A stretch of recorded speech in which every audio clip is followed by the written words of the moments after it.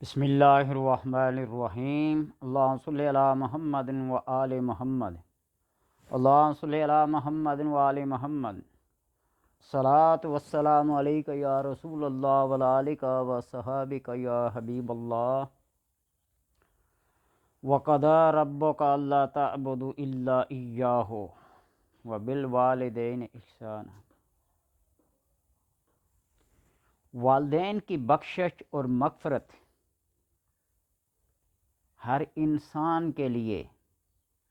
ضروری اور لازمی ہے کہ ان کی مغفرت کے لیے، ان کی بخشش کے لیے دعا مانگے۔ بارہا مرتبہ یہ عرض کر چکا ہوں اور بیان کر چکا ہوں کہ اگر کوئی بندہ یہ سمجھتا ہے کہ میرے گھر میں، میرے رزق میں، میرے کاروبار میں کمی واقع ہو رہی ہے اور وہ اس کمی، اس غربت و افلاس سے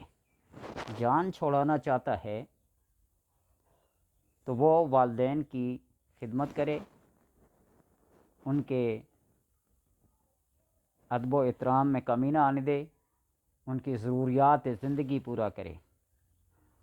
اور اگر وہ اس دنیا سے پردہ کر گئے ہیں، چلے گئے ہیں، تو پھر ان کی مغفرت اور بخشش کے لیے دعا کرے۔ اگر کوئی شخص یہ چاہتا ہے کہ میرے والدین بخشے جائیں اور ان کو جنت میں اعلیٰ سے اعلیٰ مقام ملے، تو پھر ہر روز، ہر نماز کے بعد ان کی بخشش اور مغفرت کے لیے دعا کرے۔ اگر قبرستان قریب ہو تو روز کا یہ معمول بنا لے کہ وہ اپنے والدین کی قبور پہ جائیں اور ان کے لیے مغفرت کی دعا کریں۔ مجھے اچھی طرح یاد ہے کہ میری ایک ماموں ہیں، سوائے نماز پڑھنے کے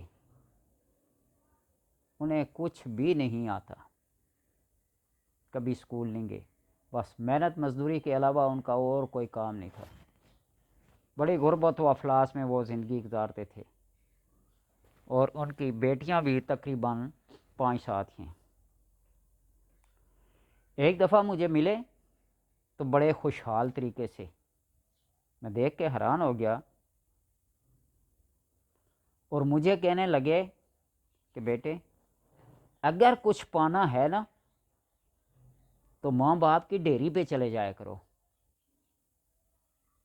میں بڑا حیران ہوا، ڈیری سے کیا مراد؟ کہنے لگے وہ قبر کی مٹی کی ڈیری، اس پہ چلے جایا کرو، میں نے جو کچھ پایا نا ان کی قبر سے پایا ہے۔ یعنی معمولات میں یہ بات شامل ہو جائے کہ والدین کی قبور پہ جا کر ان کے لیے دعائے مغفرت کی جائے۔ ایک واقعہ پڑھا تھا نا کسی بک میں کہ ایک حافظ قرآن جو ایک حلوائی کی دکان کرتا تھا، مٹھائی کی دکان پہ ڈیوٹی دیتا تھا، اور بیٹھے بیٹھے وہاں پورا قرآن پڑھ کر والدین کو بخش دیتا تھا۔ امام غزالی نے احیاء العلوم میں لکھا ہے، یہ میرے پاس 4 جلدیں موجود ہیں احیاء العلوم کی، اس میں لکھا ہے ہر جمعرات کو والدین کی روحیں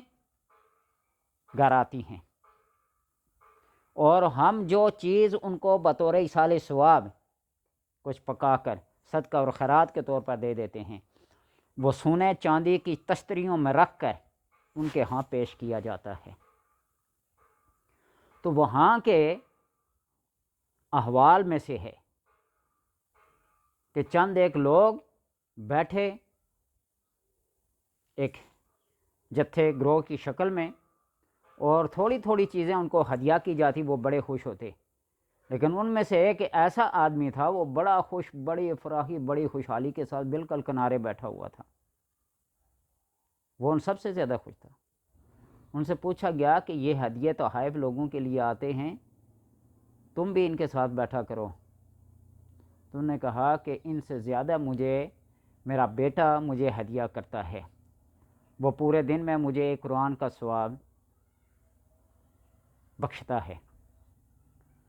محی الدین ابن عربی، یہ فتوحات مکیہ ان کی کتاب ہے،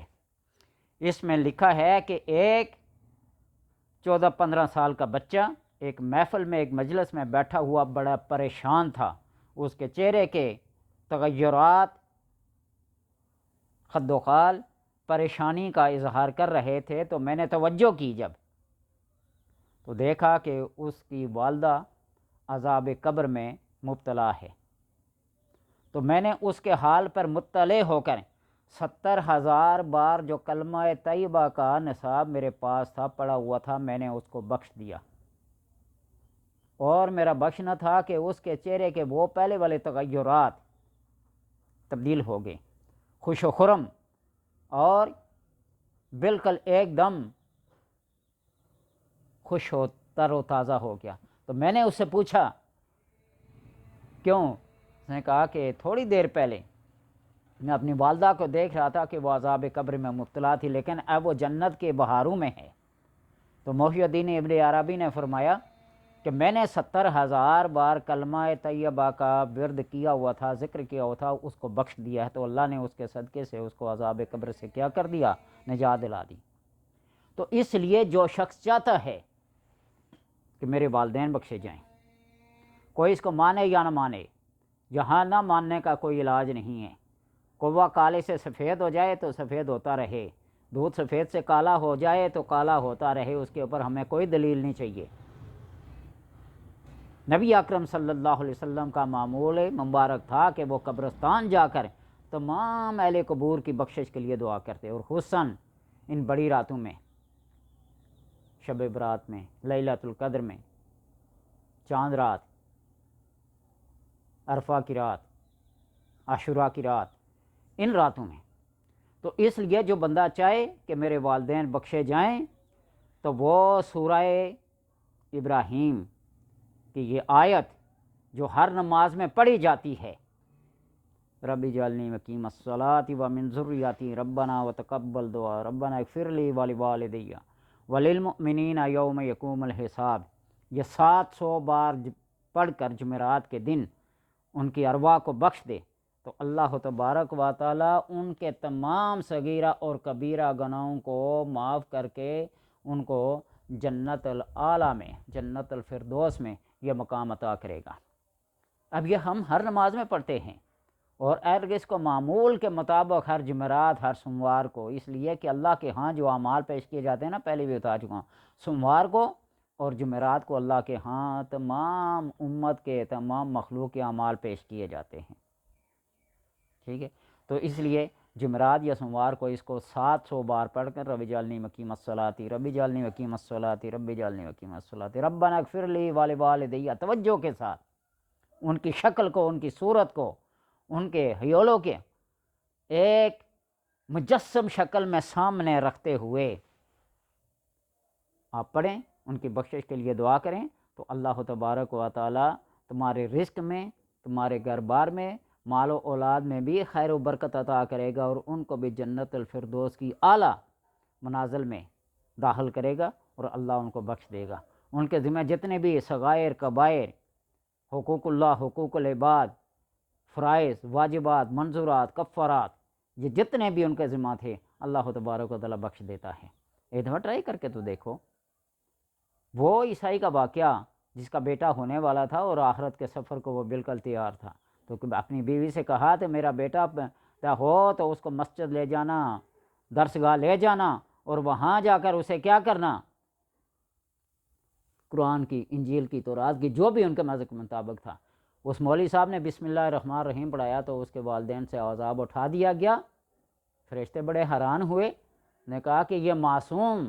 بچہ اپنی زبان معصومیت سے مجھے رحمان الرحیم کہے، اور میں قہار اور جبار بن کے اس کے ساتھ سلوک کروں، یہ میری غیرت کو، میری عزت کو گوارا نہیں۔ اللہ تبارک و تعالیٰ سب کے والدین کی مغفرت کرے، اور عالم اسلام کو اپنی رحمتوں، اپنی برکتوں، اپنی بخششوں، اپنی نوازشوں سے بخش دے، اپنی رحمت کی چادر ان پہ سایہ فکن کرے۔